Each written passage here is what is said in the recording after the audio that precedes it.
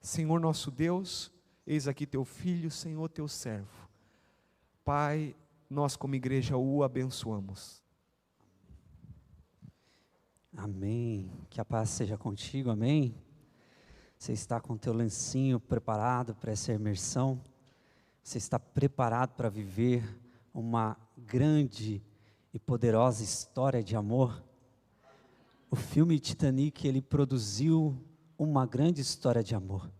Porém, o autor principal daquele filme, ele morreu e afundou no mar. Mas nessa história de amor que eu e você estamos vivendo, o nosso ator principal, ele morreu, mas ao terceiro dia ele ressuscitou e ele vive, ele está sentado no trono e ele contempla a sua igreja juntamente com ele. Amém? Então se prepare, há uma história de amor que nós estamos vivendo. Vamos abrir a palavra de Deus, esse livro maravilhoso, esse livro que relata parte desta história, qual hoje nós estamos vivendo, continuando a viver. Nós estamos escrevendo, ou nós estamos vivenciando aquilo que já está escrito na eternidade. Essa história de amor não acabou, meu amado, nós podemos vivê-la todos os dias da nossa vida, e nós, nessa imersão, vamos fazer isso. Prepare o teu coração, prepare o teu coração para viver essas emoções. Ora você vai sorrir, ora você vai chorar, ora você vai glorificar, mas nós vamos aqui presenciar algo extraordinário da parte do Senhor, amém? Lucas, capítulo de número 22, Lucas 22, a partir do versículo 7, e eu quero convidar você, eu estou convidando você a viver, a parar um momento aqui, o pastor chamou todos para perto, para nós pararmos um momento, esquecermos de tudo e vivemos esse capítulo novo, amém? Há um capítulo novo dessa história sendo escrita através das nossas vidas. Você acredita nisso? Nós sairemos daqui no domingo à noite, nós sairemos daqui com uma nova página. Ela pode até estar em branco aqui na terra, mas ela já tem uma projeção vinda dos céus para nós vivermos como filhos de Deus, amados de Deus, amém? Então vamos ler o texto e você vai juntamente comigo ver qual é a história a qual nós estamos inseridos. Diz assim, ó: finalmente chegou o dia dos pães sem fermento, no qual devia ser sacrificado o cordeiro pascal. Jesus enviou Pedro e João dizendo: vamos preparar a refeição da Páscoa. Eles perguntaram: onde queres que a preparamos? E ele respondeu: ao entrarem na cidade, vocês encontrarão um homem carregando um pote de água. Sigam-no até a casa em que ele entrar, e digam ao dono da casa: o mestre pergunta, onde é o salão de hóspedes no qual poderei comer a Páscoa com os meus discípulos? E ele lhes mostrará uma ampla sala no andar superior, toda mobiliada. Façam ali os preparativos. E eles saíram e encontraram tudo como Jesus lhes tinha dito. Amém? Até aqui, se você quiser, pode ficar com a Bíblia aberta, mas venha para dentro dessa história, vamos viver algo extraordinário da parte de Deus aqui, amém? Não era um dia comum como qualquer outro, era um dia ímpar, era um dia particular, era um dia especial. Quem sabe Jesus acorda pela manhã, ali com o seu espírito alegre, mas quem sabe do lado de fora um pouco angustiado, um pouco triste, porque ele sabia o que estava por vir, ele sabia o início, o período da história a qual ele iria viver. Então ele chama Pedro e João, os seus discípulos, que não era apenas os seus discípulos, mas era também os seus amigos, os seus melhores amigos. Jesus então chega para Pedro e João e diz: finalmente chegou o dia. Quem sabe Pedro diz: sim, Jesus, chegou o dia dos pães sem fermento, o dia de nós sacrificar o cordeiro pascual, o dia de nós celebrarmos a Páscoa. Mas Jesus levanta a sua cabeça e olha fitamente para Pedro e João e diz: não é somente isso, é muito maior, é algo que vocês não podem imaginar. E eles continuam, quem sabe João, dizendo: sim, mestre, é algo extraordinário, porque nós vamos celebrar, vamos relembrar a libertação do povo de Israel, quando Deus levanta Moisés, o libertador, e então depois ele abre o mar vermelho, e Jesus então respira bem fundo e exclama dizendo: não é somente isso, é algo muito maior. É algo extraordinário, é algo que vai dividir a história de toda a humanidade. E eu desejei comer essa Páscoa ansiosamente juntamente com vocês. Você pode olhar para essa história e perceber o que Jesus está vivendo. Ele diz: eu desejei ansiosamente que esse dia chegasse. Porém, como eu disse, no espírito ele estava feliz. Mas o homem do lado de fora estava um pouco angustiado. Ele sabia o que iria acontecer. Ele sabia o caminho a qual agora ele estava entrando, as veredas a qual ele deveria andar. Então ele diz: há algo extraordinário, vocês não podem entender agora, mas logo vocês entenderão. Vão e entrem à cidade e lá preparem o lugar aonde nós vamos comer a Páscoa.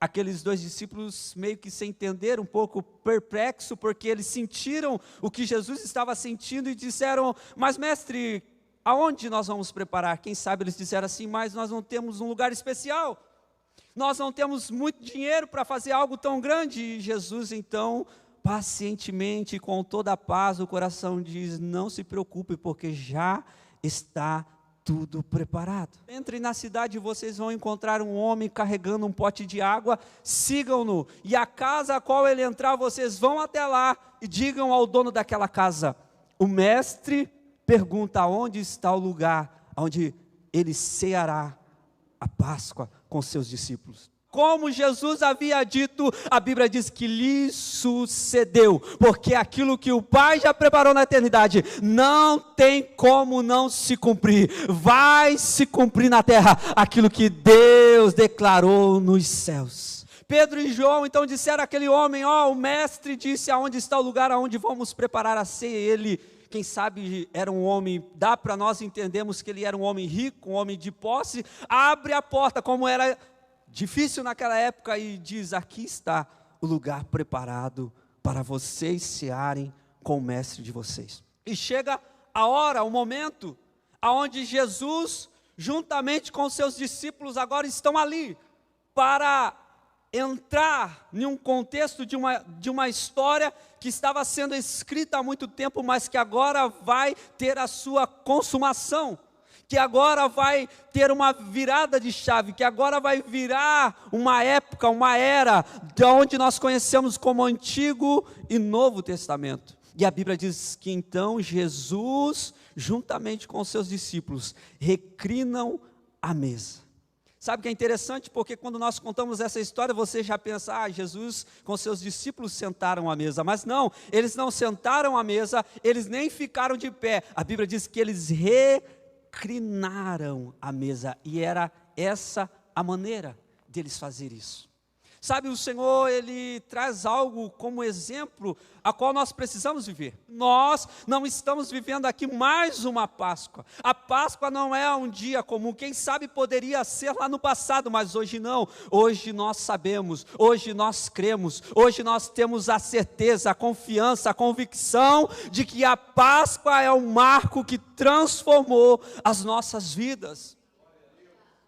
Foi o preço pago, foi o cordeiro que foi emolado. Os discípulos com Jesus reclinam à mesa, e eu quero que você agora entre no sentimento dessa história. Jesus, Ele não está sorrindo.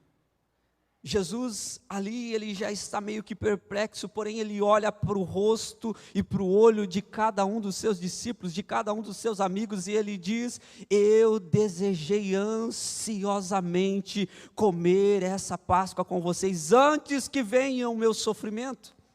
Sabe, o Senhor, Ele é tão maravilhoso que Ele deseja que nós venhamos participar de todos os seus momentos. Sabe, meu amado, deixa eu abrir um parênteses para falar isso para você. É bem verdade, você agora com Cristo vai viver alguns períodos tristes. Você vai viver sim alguns períodos de angústias. Você vai viver alguns períodos tenebrosos, mas saiba, o Senhor está contigo ali. E logo a palavra de Deus diz que o choro dura uma noite, mas a alegria ela sempre virá pela manhã. O Senhor é o teu consolador, o Senhor te colocará de pé, o Senhor trará alegria ao teu coração, o Senhor te dará forças para que você possa continuar a caminhar. Ele não te deixará sozinho, Ele não te desamparará. E Jesus ele fala uma palavra muito poderosa e muito íntima para os seus amigos. Ele diz: vocês sempre permanecem comigo nas minhas dores, nos meus sofrimentos. Jesus está abrindo o seu coração. Jesus está ali naquele momento dizendo: chegou a hora, chegou o momento para o qual eu vim a essa terra. E Jesus então começa a revelar o plano. Jesus disse assim: eu desejei comer ansiosamente essa Páscoa com vocês, porque a partir de hoje, vocês não comerão novamente dela, a não ser dentro do reino a qual está vindo sobre vocês. Vocês não beberão deste suco da vide, vocês não comerão deste pão, até que venha o reino de Deus sobre vocês. Jesus então continua celebrando e parte o pão e distribui aos seus discípulos dizendo: esse é o meu corpo que é dado em favor de vocês, façam isso em memória de mim. Semelhantemente ele toma do cálice e ele diz: este cálice é a nova aliança do meu sangue, recebam, façam em memória de mim. Então Jesus ceia com seus discípulos e a história, o período da história mais doloroso se inicia. Jesus diz ali, diante daquela mesa, que haveria um traidor. Jesus também, depois de cear, ele levanta e diz para Pedro, um dos seus melhores amigos, Pedro: ainda por esses dias, 3 vezes você me negará.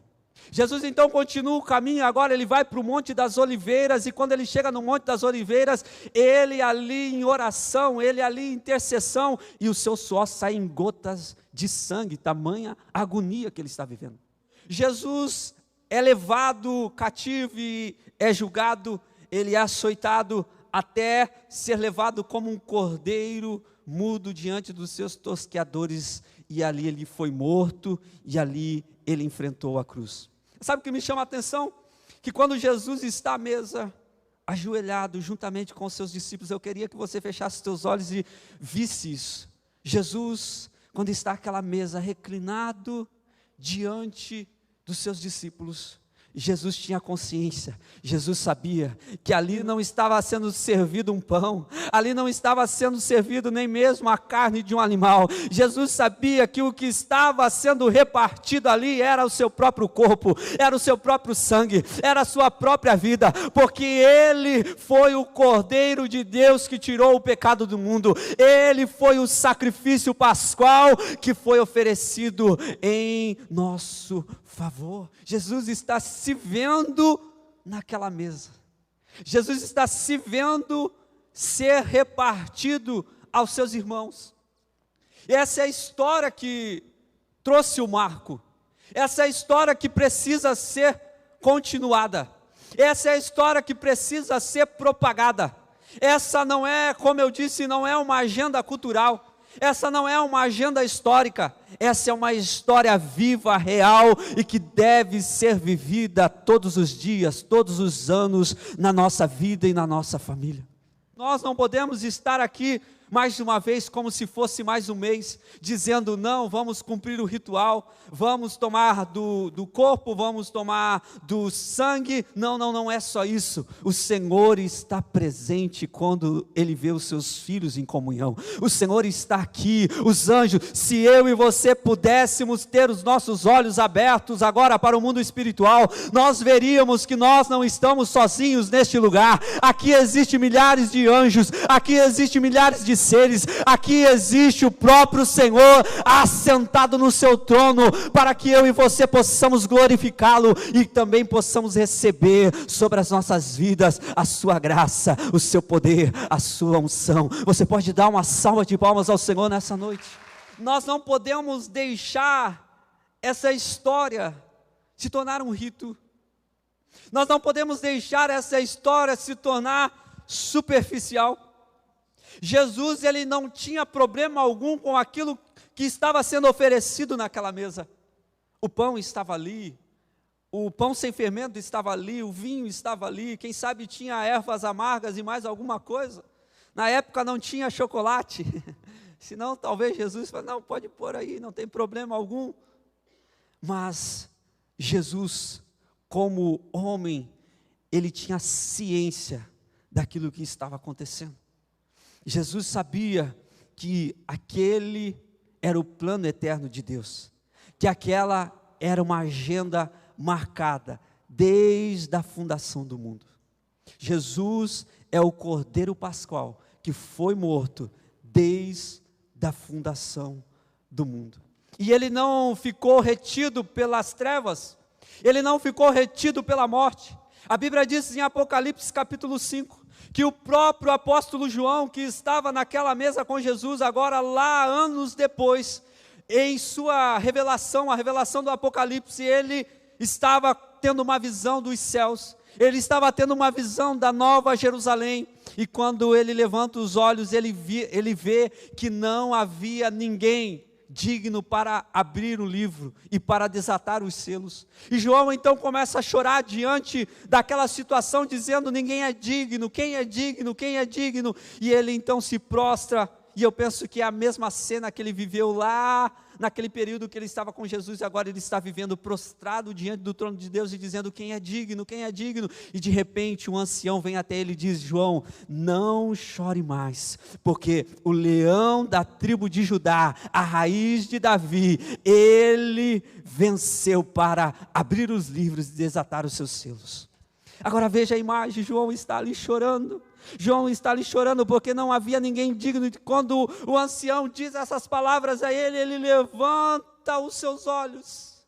E quando levanta os seus olhos e começa a enxugar as lágrimas, ele vê o cordeiro que parecia um dia que esteve morto, mas agora está vivo, está de pé diante dele, e todos os anciões e os 4 seres viventes se prostram diante do cordeiro e começam a dizer, ele é digno de abrir os selos, ele venceu, ele vive, ele é digno de abrir os selos e desatar os selos e abrir o livro. E de repente João então olha aquela visão, e João cai em adoração diante do Cordeiro, e a Bíblia diz que então o Cordeiro, de pé, vai até o trono onde está sentado o Pai, onde está sentado Deus, e o Pai então entrega na mão dele o livro da vida, o livro do Cordeiro, e a Bíblia diz que então milhares de anjos, a Bíblia diz que toda criatura, nos céus, na terra, e debaixo da terra, se prostram diante do trono de Deus e do Cordeiro, e eles começam a dizer, o Cordeiro que foi morto, ele reviveu, e ele é digno de desatar os selos, e ele comprou pelo seu sangue, uma multidão, de povos de toda língua, tribo, povo e nação, e ele fez deles, reis e sacerdotes, para que eles reinem juntamente com eles sobre a terra. Essa é a nossa Páscoa. Este é o momento a qual nós estamos vivendo. O momento onde nós reconhecemos que o Cordeiro de Deus, aquele que um dia foi morto, mas hoje ele está vivo, ele está sentado no trono. Ele está regendo as nações e ele nos convidou, ele nos deu o direito, ele gratuitamente nos deu essa posição, de agora nós podemos honrá-lo, adorá-lo, e reinar juntamente com ele sobre a terra. O Cordeiro, ele está reinando, ele está governando, e ele está guiando a sua igreja, e ele está guiando a sua igreja para um lugar de desfrute, um lugar de descanso, um lugar onde todas as coisas são plenas. E que lugar é este? Este lugar, a Bíblia diz que já não há mais templo, porque o próprio Deus e o Cordeiro são o templo deste lugar. Este lugar é o lugar aonde já não é necessário mais sol, porque a luz do Cordeiro ilumina este lugar. Já é possível viver as primícias de tudo isso. Apocalipse diz que este lugar é um lugar onde o Cordeiro enxugará dos nossos olhos toda lágrima. já não haverá mais dor, já não haverá mais sofrimento, já não haverá mais perseguição, já não haverá mais morte, o mar já não mais existirá, porque do trono do Cordeiro existe um rio de águas vivas, e por onde esse rio passa, todo lugar aonde esse rio passa, agora nascem árvores, agora as árvores dão frutos, agora o povo é curado pelas águas vivas do Cordeiro. Você foi escolhido, você foi chamado, você foi eleito para viver neste lugar, você foi chamado para reinar juntamente com o Cordeiro. Então comece a viver essas primícias, comece a viver este lugar. Este lugar não era um lugar apenas aonde nós vamos viver um dia, não, este lugar já começou, este lugar já pode ser vivenciado, porque este lugar é a presença do Senhor, é a presença do Cordeiro, é a presença do Cristo vivo, que um dia morreu, mas Ele ressuscitou, e Ele está em nosso meio, e Ele deve ser adorado. Levante as tuas mãos para adorar o Cordeiro, foque nele.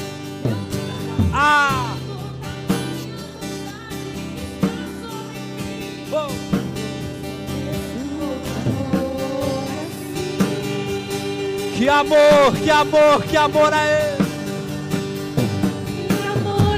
Levante as tuas mãos.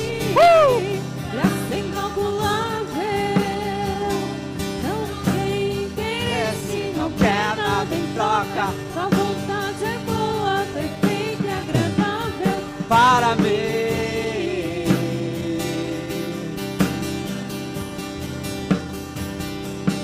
Para mim.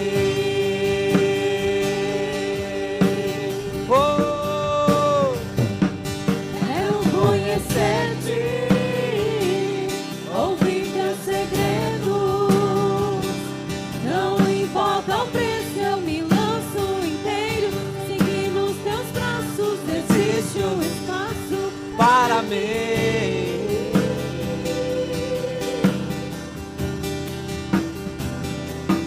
Para mim. Levante as tuas mãos, vamos declarar que amor é esse, que história de amor é essa?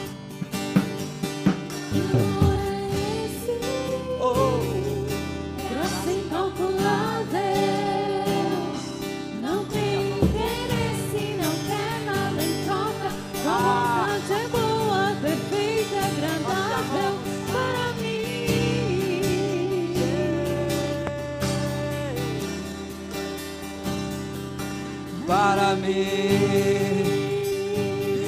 Apocalipse capítulo 21, versículo 23. A cidade não precisa de sol, nem de lua para brilharem sobre ela, pois a glória de Deus a ilumina, e o Cordeiro é a sua candeia. As nações andarão em sua luz, e os reis da terra lhe trarão a sua glória. Suas portas jamais se fecharão de dia, pois ali não haverá noite. A glória e a honra das nações lhe serão trazidas. Nela jamais entrará algum impuro, nem ninguém que pratique o que é vergonhoso ou enganoso, mas unicamente aqueles cujos os nomes estão escritos no livro da vida e do Cordeiro.